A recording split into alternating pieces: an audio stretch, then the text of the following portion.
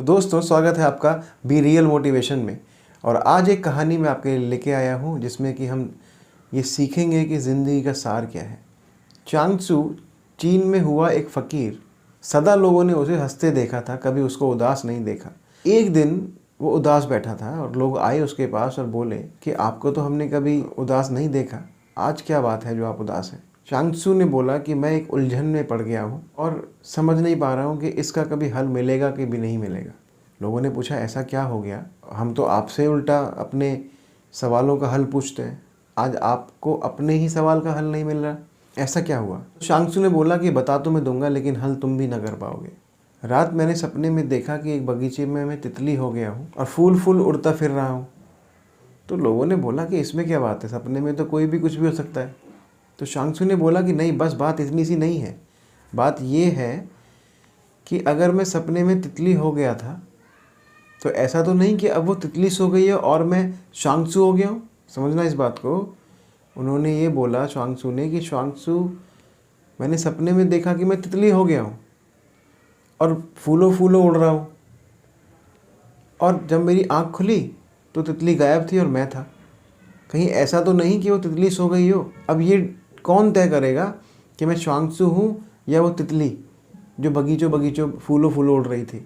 क्योंकि अगर एक आदमी, एक व्यक्ति सपने में तितली हो सकता है, तो क्या एक तितली सपने में एक व्यक्ति का रूप धारण नहीं कर सकती? चांग त्सू सही कहता है कि जो भी हम खुली आंखों से देख रहे हैं, कहीं वो सपना ही तो नहीं। क्योंकि आंख बंद होते ही हम एक दूसरी दुनिया में चले जाते हैं। जब हम सो जाते हैं तब हम इस वाली दुनिया को भूल जाते हैं। और अगर कोई एक सपना अगर आ जाए या सपना ना भी आए तो हम किस दुनिया में होते हैं, कभी आपने सोचा? क्योंकि ये दुनिया तो हमें याद नहीं रहती ना। जिस दुनिया में हम जगने के बाद जो भी काम कर रहे होते हैं, कुछ भी कर रहे होते हैं, जब हम सो जाते हैं, ये दुनिया हमें उस वक्त याद नहीं होती।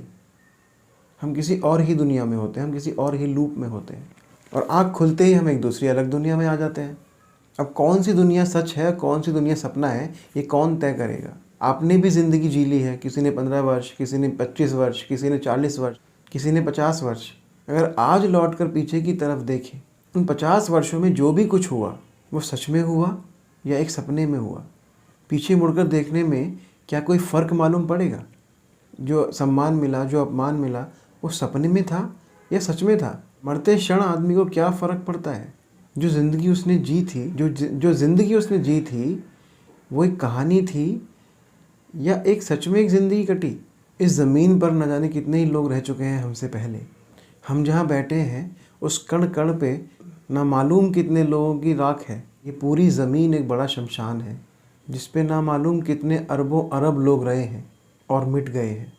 आज उनके होने या ना होने से क्या फ़र्क पड़ता है? वो रहे होंगे तो उन्हें भी अपनी ज़िंदगी कितनी सच्ची मालूम पड़ती होगी। न ज़िंदगी रही, ना वह रहे। आज हम जिंदा बैठे हैं, कल हम भी खो जाएंगे। आज से कुछ वर्ष बाद हमारी राख पर भी लोग चल रहे होंगे। तो जो ज़िंदगी आखिर में राख हो जाती है, उस ज़िंदगी के सच होने का कितना अर्थ है? जो ज़िंदगी अंततः खो जाती है, उस ज़िंदगी का अंततः कितना मूल्य है?